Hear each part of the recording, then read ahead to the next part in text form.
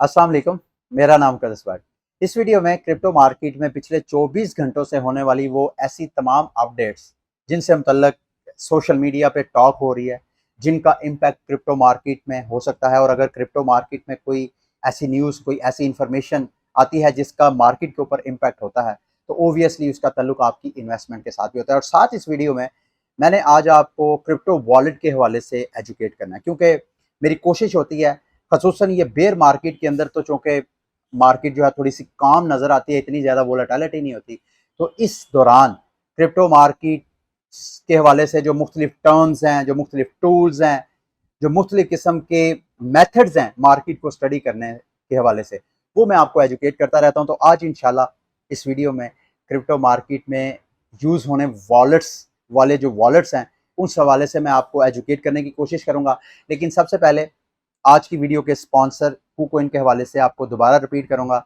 अगर आप में से कुछ ऐसे दोस्त जिन्होंने KuCoin को अभी तक ज्वाइन नहीं किया, और अगर वो उसको ज्वाइन करना चाहते हैं, तो इस वीडियो की डिस्क्रिप्शन में मेरा रेफरल लिंक आपको KuCoin का नज़र आ रहा है, उस पर क्लिक करके आप KuCoin को ज्वाइन करें। अब KuCoin को आप ज्वाइन करेंगे तो यहाँ पे आप अर्निंग भी कर सकते हैं। अर्निंग के बहुत से मेथड्स हैं। आप यहाँ पे ट्रेडिंग भी कर सकते हैं। ट्रेडिंग के बहुत से प्रोसीजर्स हैं। आप स्पॉट ट्रेडिंग कर सकते हैं, आप फ्यूचर ट्रेडिंग कर सकते हैं, यानी उधार लेके आप मार्जिनल ट्रेडिंग कर सकते हैं। आपके पास कोई ऐसा टोकन है जिसको आप सेल नहीं करना चाहते, आप उसको कोलेटरल रख के वहां से यूएसडीटी ले लें। यूएसडीटी लेके तो आप जहां पे आपने ट्रेडिंग करनी है, आप ट्रेडिंग कर सकते हैं। तो इस हवाले से पिछले तकरीबन 20 दिनों से ज्यादा रोज मैं KuCoin के हवाले से मुख्तलिफ इनके फिक्चर्स आपको गाइड करता आ रहा हूँ। अगर आपने अच्छी तरह इसको स्टडी करना है तो मेरी पिछली सारी आप वीडियोस देख लें, आज से कोई 20-22 दिन पुरानी रोज की, तो उसमें आपको कोई ना कोई KuCoin के हवाले से फीचर लाजमी मिलेगा। मार्केट की तरफ आते हैं। आगे बढ़ने से पहले दोबारा एक मैं आपसे रिक्वेस्ट करूंगा, मेरे बच्चों ने एक चैनल बनाया है इल्म आलम किड्स के नाम पे। उसमें मैंने अपने बच्चों के साथ मिलके जो ब्रॉल हाला गेम है, वो मैंने गेम प्ले किया है। आप सबसे रिक्वेस्ट करूंगा, अगर आप गेमिंग वीडियोस में दिलचस्पी रखते हैं, गेम्स को वॉच करते हैं, तो ये मेरी एक फैमिली की छोटी सी काविश है। मैंने मिलकर अपने बच्चों के साथ एक वीडियो बनाई है। आप अगर खुद नहीं देखते, बच्चे देखते हैं, इसका लिंक मैं अपनी जो ये वाली वीडियो जो आप वॉच कर रहे हैं इसकी डिस्क्रिप्शन में दे दूंगा। आप सबसे रिक्वेस्ट है कि इस वीडियो को लाजमी वॉच करें। अगर उनका चैनल सब्सक्राइब नहीं किया तो उसको सब्सक्राइब करें, और वीडियोस अगर आप अपने सोशल मीडिया पे शेयर कर सकते हैं तो आप शेयर भी कीजिएगा। अच्छा, अब क्रिप्टो वॉलेट्स क्या होते हैं? क्रिप्टो वॉलेट को समझने के लिए आम जो परसेप्शन है, जैसे कि लोग समझते हैं कि यार जैसे रवायती वॉलेट्स हैं उनमें हम किसी वॉलेट में हम सिक्के भी रखते हैं, कैश भी रखते हैं, कार्ड भी रखते हैं, सारी चीजें उसमें महफूज कर देते हैं। क्रिप्टो वॉलेट बिल्कुल डिफरेंट। परसेप्शन यही है कि हम चूंकि अपने ये मेटामास्क इस तरह के वॉलेट हैं, या दीगर जो मार्केट के ब्राउजर वॉलेट्स हैं या डेस्कटॉप वॉलेट्स हैं, उनमें हम अपने टोकन्स और कॉइन्स को सेव करते हैं, तो हम ये समझते हैं कि शायद हमारे टोकन और ये जो कॉइन्स हैं ये उन वॉलेट्स में सेव हो रहे हैं। ऐसा नहीं है। वो एक्चुअली सेव ब्लॉकचेन में होते हैं। वो टोकन्स, वो कॉइन्स जो आपको मेटामास्क पे शो होते हैं, जैसे कि मैं अभी आपको दिखाता हूँ। ये मेरा मेटामास्क का मैंने वॉलेट खोला है। यहाँ पे आपको इथेरियम 2 जो है वो कॉइन्स नजर आ रहे हैं। अब देखने में ये ऐसा लग रहा है कि जैसे मेरे मेटामास्क में ये बैलेंस है। नहीं, ऐसा नहीं है। मेटामास्क या इस तरह के जितने वॉलेट्स हैं, उन वॉलेट में आपके टोकन्स और कॉइन स्टोर नहीं होते, बल्कि प्राइवेट की स्टोर्स होती हैं। अब प्राइवेट कीज और पब्लिक की भी आपने सुना होगा, और सीड फ्रेजेस भी, ये 3 मुख्तलिफ किस्म की टर्म्स आप सुनते होंगे। पहले मैं आपको पब्लिक की और प्राइवेट की को समझाने की कोशिश करता हूं। ये बिल्कुल ऐसे ही है जैसे ईमेल है। आपका एक ईमेल अकाउंट है, जीमेल का लगा लें, आपका जीमेल अकाउंट है। उसमें 2 चीजें हैं जो आपके अकाउंट की इंडिविजुअलिटी को डिफाइन करती हैं। एक तो आपका जीमेल आईडी, ईमेल आईडी, और दूसरा उसका पासवर्ड। अब जब आपने किसी से ईमेल मंगवानी है कि भाई मुझे ईमेल कर दो, तो आप क्या देंगे? उसको पासवर्ड तो नहीं देंगे, उसको क्या देंगे? आप अपना ईमेल एड्रेस देंगे। तो जब आप अपना ईमेल एड्रेस देते हैं तो वो आपके अकाउंट की पब्लिक की है, जबकि उस ईमेल के साथ जो आपने पासवर्ड क्रिएट किया होता है वो उसकी प्राइवेट की होती है। तो एग्जैक्टली जब हम क्रिप्टो की बात करते हैं तो पब्लिक एड्रेस आपकी एक्चुअली आपकी ईमेल एड्रेस होती है, जिस पे आपने फंड्स मंगवाने होते हैं, यानी जिसको आप आइडेंटिफाई कर सकते हैं, जिसको आप पब्लिक के साथ शेयर भी कर दे तो आपका कोई मसला नहीं। जबकि आपकी जो प्राइवेट की होती है क्रिप्टो वॉलेट्स की, वो एक्चुअली आपका पासवर्ड होता है। अब जब हम क्रिप्टो वॉलेट्स में टोकन्स और कॉइन्स को सेव कर रहे होते हैं, तो वो एक्चुअली जो वॉलेट्स होते हैं वो आपके प्राइवेट कीज को स्टोर कर रहे होते हैं। अब वो प्राइवेट की, चूंकि वो टोकन्स और वो कॉइन्स पीछे ब्लॉकचेन पे जाके सेव हो रहे होते हैं, और उन ब्लॉकचेन को जाके एक्सेस करने के लिए आपको प्राइवेट की चाहिए होती है। तो ये जो हमारे वॉलेट्स होते हैं, ये सारे वॉलेट्स आपकी प्राइवेट कीज को स्टोर करते हैं। फिर प्राइवेट की से एक और सीड फ्रेजेस का वर्ड भी आपने अक्सर सुना होगा, जिसको रिकवरी फ्रेज भी कहा जाता है। ये रिकवरी फ्रेज यूं समझ लें कि जैसे एक प्राइवेट की कई पब्लिक की को स्टोर करती है, इसी तरह एक सीड फ्रेज या रिकवरी फ्रेज जो कि 12 वर्ड्स की हो सकती है, 18 वर्ड्स की हो सकती है, 24 वर्ड्स की हो सकती है, वो सेट ऑफ प्राइवेट कीज को स्टोर करती है। यानी आपका फॉर एग्जांपल ये देखें, ये मेरी पब्लिक की इथीरियम की नेटवर्क के ऊपर है, ये पता नहीं स्क्रीन पे आपको नजर आ रही है, इथीरियम का नेटवर्क है इस वक्त मेटामास्क में।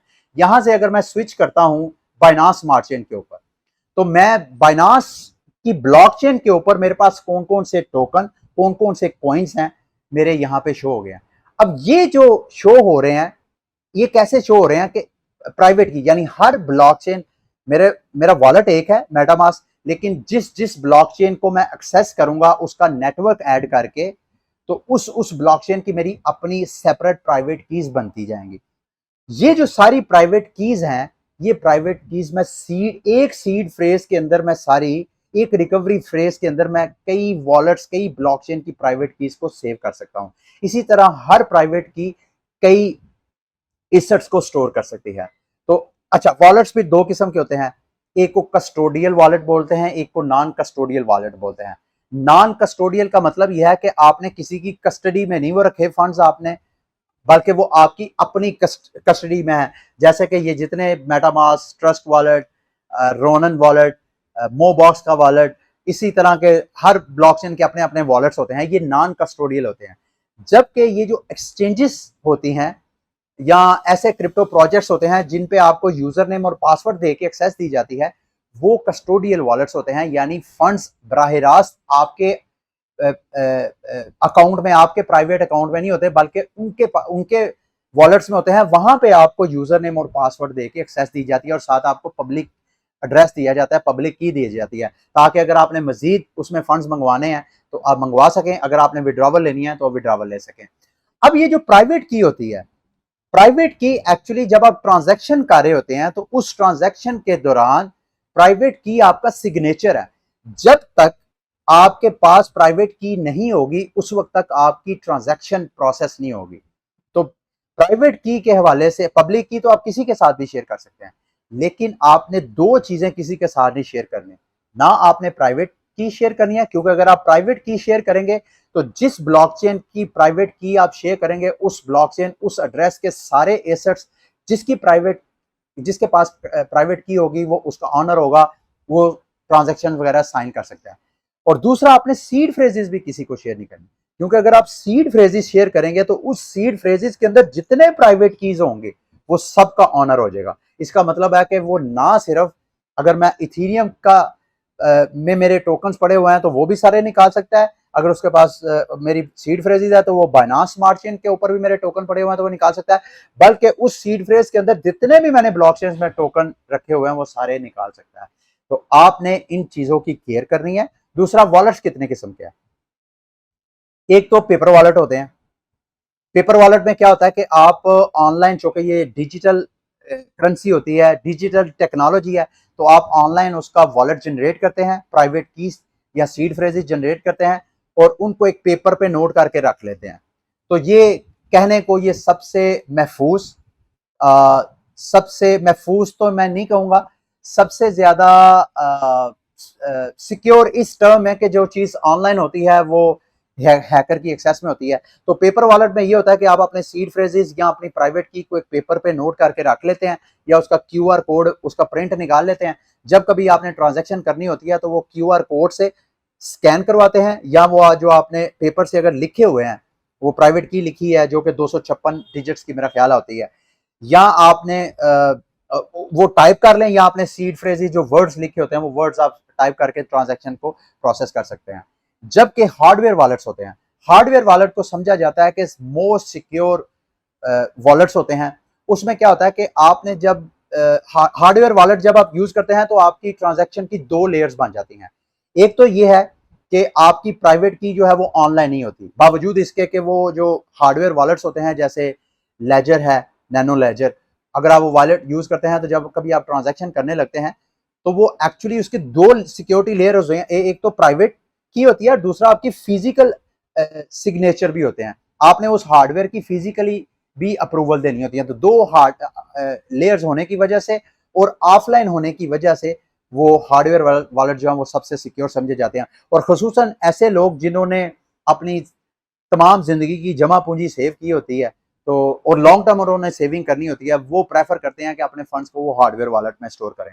दूसरा, ये वेब वॉलेट्स होते हैं, ब्राउजर, आप गूगल क्रोम, इस तरह के जो वॉलेट्स हैं जैसे मेटामास्क है, जैसे ट्रस्ट वॉलेट है, इस तरह के वॉलेट्स, मोबाइल वॉलेट्स होते हैं, डेस्कटॉप वॉलेट्स होते हैं, ठीक है। और तीसरा जो वॉलेट की ऑप्शन है वो है सेंट्रलाइज वॉलेट, यानी आप बाइनांस पे अकाउंट ओपन करें, आप KuCoin पे अकाउंट ओपन करें, या इस तरह की जितनी एक्सचेंजेस है जिन पे आप ट्रस्ट करते हैं, आप समझते हैं यार वो अच्छी एक्सचेंजेस हैं, आपके फंड्स लेके भाग नहीं जाएंगी, आप वहां पे अकाउंट साइन अप करें।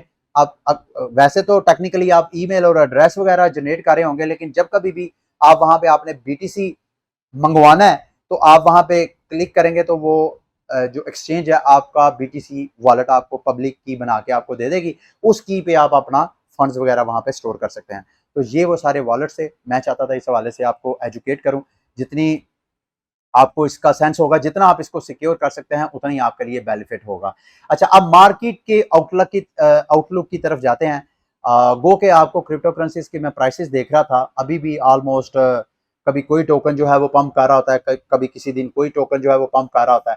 तो मार्केट थोड़ा सा हेल्थी महसूस हो रही है, लेकिन मैं चाह रहा हूँ कि इसमें कुछ फैक्टर्स हैं जिनको अभी भी कंसीडर करना चाहिए। जो डॉलर का रेट है वो पैराबोलिक हो रहा है, ये डेली का चार्ट है डॉलर का, और देख रहे हैं आप जब से मार्केट जो है क्रिप्टो मार्केट क्रैश होना शुरू हुई है इस साल के स्टार्ट से, उस वक्त से जो डॉलर है वो पंप कर रहा है। क्योंकि डॉलर जब पंप करता है तो इन्वेस्टमेंट मार्केट से जो बड़े बड़े इदारे या सरमायादार लोग होते हैं वो वहां से पैसा निकाल के डॉलर को सेव हेवन समझ के उधर पैसा फेंक रहे हैं। तो मेरा मानना यह है कि जब तक ये डॉलर क्रैश नहीं करता है फॉर एनी रीजन, जब तक ये क्रैश नहीं करता है उस वक्त तक हम ये कॉन्फिडेंस से नहीं कह सकते कि BTC की मार्केट जो है वो अब पंप करेगी और BTC की प्राइस जो है वो $30,000 को, 40,000 और $45,000 को दोबारा टच करके नीचे आएगी। और दूसरा, अभी BTC की प्राइस की तरफ अगर नजर डालें तो अभी इसने उसको 200 weekly moving simple moving average की लाइन को भी ब्रेक नहीं किया। इसको अगर वो ब्रेक करेगी BTC की प्राइस तो फिर ये वाली जो रेंज है, ये वाली जो 22,500 600 की, इसको ब्रेक करके अगर ऊपर ट्रेड होना शुरू हो जाएगी तो फिर ये लाइन BTC की स्ट्रॉन्ग सपोर्ट बन के सामने आएगी। लेकिन अभी अभी तक तो फिलहाल पिछले कई दिनों से, बल्कि 2-3 हफ्तों से, ये वाली 200 वीक की सिंपल मूविंग एवरेज लाइन इसके लिए स्ट्रॉन्ग रेजिस्टेंस बनी हुई है। यहाँ पे BTC की प्राइस आके बड़े बड़े सेल ऑर्डर लगते हैं तो BTC की प्राइस फिर क्रैश हो जाती है। तो जैसे मैंने आपको बताया कि मैक्रो इकोनॉमिक चेंजेस दुरुस्त होंगे तो आप कॉन्फिडेंस के साथ कह सकते हैं गो कि अभी मार्केट के जो इंटरनल क्रैशेस की वजूहत हैं वो आहिस्ता आहिस्ता सेटल हो रही हैं, वो आहिस्ता आहिस्ता मार्केट जो है अपने इंटरनल इश्यूज को रिजॉल्व कर रही है, लेकिन जो एक्सटर्नल्स हैं उनको हम इग्नोर नहीं कर सकते। अच्छा, कल की सोशल मीडिया पे बड़ी एक टॉक की जा रही है। मैंने आपको बताया था कि कल शाम 7 बजे पाकिस्तानी टाइम के मुताबिक बाइनांस ने BTC के 13 पेयर्स में फ्री ट्रेडिंग की ऑप्शन दी थी। उससे क्या हुआ कि जो अमीर तरीन ट्रेडर्स थे बाइनांस के, उन्होंने वॉश ट्रेडिंग की। वॉश ट्रेडिंग किसको बोलते हैं? इसको आप यूं समझ लें कि आप एट अ टाइम ट्रेड इस तरीके से लगाते हैं कि आप बाय भी कर रहे होते हैं, सेल भी कर रहे होते हैं। तो कुछ लोग कहते हैं कि इन्वेस्टर जो है, ट्रेडर जो है, अपने टैक्स रिटर्न में लॉस वगैरह शो करवाते हैं, मतलब पहले ट्रेड लेते हैं कि उसमें मैं लॉस में गया हूं, और दूसरी साइड पे वो ट्रेड लेके अपना लॉस कवर भी कर रहे होते हैं, तो टैक्स में वो अपने लॉस वगैरह शो करवाते हैं। लेकिन वॉश ट्रेडिंग एक्चुअली एक ऐसी ट्रेडिंग ऑप्शन को बोलते हैं जिसमें आप एक वक्त में ट्रेडर की दोनों साइड पे खड़े होते हैं, यानी बायर की साइड पे भी आपने ऑर्डर लगाए होते हैं और सेल की साइड में भी लगाए होते हैं। तो कल जैसे ही बाइनांस ने ये फ्री ट्रेडिंग की ऑप्शन की तो अमीर लोगों ने, दुनिया के अमीर तरीन रिचेस्ट लोगों ने, ऐसे लगता है कि फ्री ट्रेडिंग फीस होने की वजह से वॉश ट्रेडिंग की, क्योंकि वो बाइनांस के वीआईपी लेवल तक पहुंच रहे हैं। जितनी ज्यादा आप ट्रेडिंग वॉल्यूम आपका होता है उतना ही आप बाइनांस पे आपके जो ट्रेडिंग लेवल्स हैं वो बढ़ते जाते हैं। जितना आप वीआईपी लेवल पे जाते हैं उसकी आप उतनी आपकी ट्रेडिंग फीस कम हो जाती है, या और जो बाइनांस एडवांटेजेस वगैरह देता है। तो कल इस पे अच्छी खासी ट्रेडिंग हो रही है, और जो बाइनांस के सीजी हैं उन्होंने नोट किया, उन्होंने कहा कि हम उनकी तबीयत सेट करते हैं जिन्होंने वॉश ट्रेडिंग की है। मतलब वॉश ट्रेडिंग आप थोड़ी देर के लिए इमेजिन करें ना, अगर आप 30 डेज के अंदर यानी एक माह के अंदर 300 बीटीसी की ट्रेड लगाते हैं तो आपका अकाउंट बाइनांस का जो है वो वीआईपी हो जाएगा। तो अब जिस बंदे ने 300 बीटीसी जिसके पास है ही नहीं, उसके पास फॉर एग्जांपल 10 बीटीसी है, तो वो क्या करेगा, 10 बीटीसी बाय लगाएगा और उधर से 10 बीटीसी सेल लगाएगा। इधर से ये हिट हो गया, उधर से ये हिट हो गया, फिर बाय लगाएगा, फिर सेल लगाएगा, क्योंकि ट्रेडिंग फीस तो है नहीं। तो वो इस तरह लोगों ने क्या किया, ट्रेडिंग फीस ना होने की वजह से फुल वॉश ट्रेडिंग की है। अब पता नहीं जिस तरह लोगों ने बिहेव किया, बाइनांस जो है उसको रिवर्स ना कर दे। अच्छा जी, दूसरी बड़ी न्यूज वो है इलॉन मस्क की ट्विटर के साथ जो टसल चल रही थी, फाइनली उसका जो बिल्ली जो है वो थैले से बाहर आ गई है। इसका ताल्लुक बराह रास्त मैंने आपको बताया था कि अगर इलॉन मस्क ट्विटर को अक्वायर कर लेता है तो डोज कोइन की प्राइस को मैं अच्छा खासा पंप होता देख रहा था। लेकिन इलॉन मस्क ने पिछले दिनों, आपको याद होगा कि ट्विटर को कहा भाई जितने आपके अकाउंट बने हैं उनका मुझे डाटा शो करवाएं कि कितने उसमें से फेक हैं, या सारे स्टेटिस्टिक्स मेरे साथ शेयर करें। ट्विटर की इंतजामिया ने इनकार कर दिया। फिर पता चला जी, उन्होंने बताया कि 5% जो है वो बॉट हैं, यानी हर 100 में से 5 ट्विटर यूजर ऐसे हैं जो कि जेन्युइन नहीं है, बल्कि वो कंप्यूटर बॉट से वो बनाए गए हैं। बहरहाल इलॉन मस्क ने उनकी जो डील चाली थी $44 बिलियन की, उसने टर्मिनेट कर दी है। राइटर ने ये रिपोर्ट किया, और साथ साथ जो ट्विटर के सीईओ हैं ब्रेट टेलर, उन्होंने कहा जी कि ट्विटर बोर्ड ने फैसला किया कि हम इलॉन मस्क के खिलाफ अदालत में केस करेंगे, और अदालत में केस करके हम जिस प्राइस पे इलॉन मस्क ने हमें ऑफर करवाई थी, मेरा ख्याल है 54, जो ट्विटर का की स्टॉक प्राइस थी $54 के करीब, उसी प्राइस पे हम मजबूर करेंगे कि ट्विटर हमारे साथ डील फाइनल करे, सेटल करे। अब इसके बाद ट्विटर के जो स्टॉक्स हैं उसकी प्राइस भी पिछले कई दिनों से, जब से इनकी आपस में टसल चल रही है, जो प्राइस है स्टॉक की वो भी $54 से गिर के $35 पे आ गई है। कुछ लोगों, मुख्तलिफ किस्म के इसमें एनालिस्ट अपनी अपनी अप्रोच अपना रहे हैं। कई लोग कह रहे हैं जी कि इलॉन मस्क अगर $1 बिलियन इसको दे देता है ट्विटर को, और उसके बाद सारे स्टॉक्स खरीद लेता है, जब ये $1 बिलियन की सेटलमेंट करेगा तो ट्विटर के स्टॉक्स मजीद क्रैश करेंगे। जब मजीद क्रैश करेंगे तो वो मार्केट से सारे स्टॉक जो है वो खुद खरीद लेगा, तो इस तरह बिलियंस ऑफ डॉलर कमा सकता है।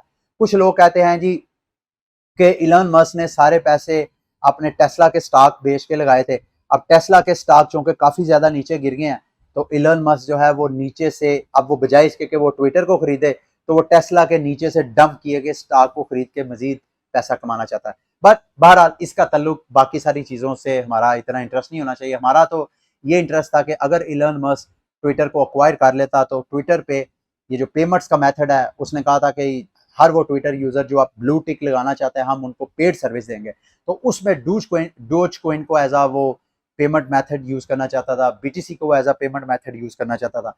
तो दोनों के लिए एक बुलिश न्यूज थी अगर ये डील फाइनल हो जाती तो। अभी भी लेट्स सी कि अदालत में जब केस जाता है, तो नॉर्मली इस तरह के जो वेस्टर्न वर्ल्ड में अदालतों में जब केस जाते हैं, दो पार्टीज को पहले सेटलमेंट के लिए कहा जाता है कि भाई आप एक अलग रूम में बैठ के आपस में वकाला के जरिए बैठ के सेटलमेंट कर लें। कोई पता नहीं उस सेटलमेंट में कोई और ऐसी न्यूज आ जाए जो कि डोज को इनके लिए एक ठंडी हवा का झोंका हो। ठीक है, आगे आते हैं जी। बेल आउट पैकेजेस की बात हो रही थी, तो ये कैसे मुमकिन था कि हीज एक्सीलेंसी जस्टिन सन साहब इस हवाले से पीछे रहते। आपको पता है जस्टिन सन साहब मार्केट में उभरते हुए हर नैरेटिव, उभरते हुए हर अपॉर्चुनिटी में अपना लाजमी हिस्सा डालते हैं। अभी इन्होंने कल इंटरव्यू दिया है दी ब्लॉक को। इन्होंने एक छोटी सी ट्वीट की थी कि भाई मैं भी चाहता हूं कि मैं, हमारे साथ भी क्रिप्टो मार्केट के बहुत से ऐसे प्रोजेक्ट हैं जो हमसे बेल आउट मांग रहे हैं, तो मैं सोच रहा हूं कि मैं उनकी हेल्प करूंगा। इस हवाले से जब ब्लॉक ने इनके साथ कांटेक्ट किया कि भाई आपका क्या इरादा है, तो इन्होंने कहा कि $5 बिलियन मेरे पास एक्स्ट्रा पड़े हुए हैं फंड्स। इन $5 बिलियन को हम देख रहे हैं कि कौन कौन सी कंपनी को हमने बेल आउट करना है। तो ये मैं आपके साथ न्यूज़ इस वजह से शेयर कर रहा हूँ जैसे मैंने आपको स्टार्ट में कहा था, जब मैं आपको क्रिप्टो मार्केट का आउटलुक दे रहा था, मेरा अपना आउटलुक जो कि गलत भी हो सकता है, मैंने आपको बताया था कि क्रिप्टो मार्केट के जो इंटरनल इश्यूज हैं वो आहिस्ता आहिस्ता ऐसे लग रहा है कि रिजॉल्व होने की तरफ जा रहे हैं। मजीद जो पैनिक है, मजीद जो सेल ऑफ के प्रेशर हैं, सिवाय वो मैंने आपको बताया था कल के बुलेटिन में एम टी गॉस का जो BTC आना तकरीबन 1 लाख कोई 80,000 से ज़्यादा के करीब बिटकॉइन का है जो रीइंबर्समेंट होनी है। उसके अलावा और क्रिप्टो मार्केट में मुझे को बड़ा सेल प्रेशर नज़र नहीं आ रहा। दूसरा, मैं देख रहा था कि जस्टिन सन का अपना जो स्टेबल कॉइन है उसकी सप्लाई नहीं बढ़ रही। जब गोकेन का कोलेट्रल जो है वो 300% है, यानी 723 मिलियन USDT जो इनका एल्गोरिथमिक स्टेबल कॉइन है वो इशू है मार्केट में, जबकि उसके पीछे जो कोलेट्रल है वो 2.29 बिलियन के करीब जो है इन्होंने पीछे कोलेट्रल रखा हुआ है। हाईली ओवर कोलेट्रलाइज इन्होंने किया हुआ है। अच्छा जी, एक और मार्केट में फंड है, वो मैं आपके साथ शेयर करके आज के बुलेटिन को एंड करूंगा। सोलाना को मैं पिछले चंद दिनों से आपको उसका रिव्यू दे रहा हूं, तो आप शायद ये समझ रहे होंगे कि मैं शायद फंड क्रिएट कर रहा हूं। देखिए, आपकी तरह मेरी भी सोलाना में इन्वेस्टमेंट है। अगर आप मेरे साथ रहें तो मैं आपको अपना दिखा देता हूं कि मेरे पास सोलाना के मेरे ख्याल है 33 सोलाना टोकन थे। तो अब उनकी वैल्यू जो मेरे ख्याल है मैंने $2500 बाय किए थे, अब उनकी वैल्यू कम होके 1200 के करीब रह गई है। तो आपकी तरह मैं भी जो है इन्वेस्टर हूँ सोलाना में, और मैं इसको सेल आउट नहीं कर रहा। लेकिन मार्केट में जो अपडेट्स हैं उस हवाले से मेरा खुद का भी इन्फॉर्म होना बहुत ज़रूरी है, और मैं आपके साथ भी शेयर कर रहा हूँ। मेरा मकसद फंड क्रिएट करना नहीं है, मेरा मकसद सिर्फ और सिर्फ बीइंग अ जर्नलिस्ट आपके साथ न्यूज़ इन्फॉर्मेशन शेयर करना है। वो आगे आपकी मर्जी है, उसको आप किस तरह परसीव करते हैं, किस तरह उसको अंडरस्टैंड करते हैं। अच्छा, खबर क्या है कि सोलाना के अगेंस्ट अमेरिका में बाकायदा लीगल एक्शन लिया जा रहा है, और जो प्लेंटीफुल है उन्होंने मुख्तलिफ किस्म के एलिगेशंस लगाए हैं। उन्होंने कहा है जी कि सोलाना ने मार्केट मैनिपुलेशन की है, सोलाना ने ICO किया है, सोलाना जो है XRP की तरह एक सिक्योरिटी है। मैं ये आपके साथ जो शेयर कर रहा हूँ, मेरा मानना यह है कि अगर ये इसी तरह आगे परसू हो जाता है और SEC भी इसमें इन्वॉल्व हो जाता है, तो सोलाना की प्राइस जो है वो अच्छी खासी डंप हो सकती है। क्योंकि सोलाना में आपको याद होगा, सोलाना मार्केट का सबसे फास्टेस्ट जो ट्रस्टेड फेमस लेयर 1 ब्लॉकचेन है उनमें उसका शुमार होता था।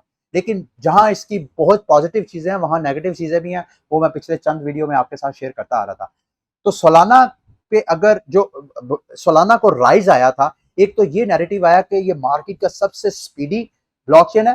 दूसरा, इसको FTX इसका इन्वेस्टर था। FTX जो मार्केट का टीयर 1 एक्सचेंज है, सैम्स बैंक्समैन फ्रीड जो है इसका सपोर्टर था।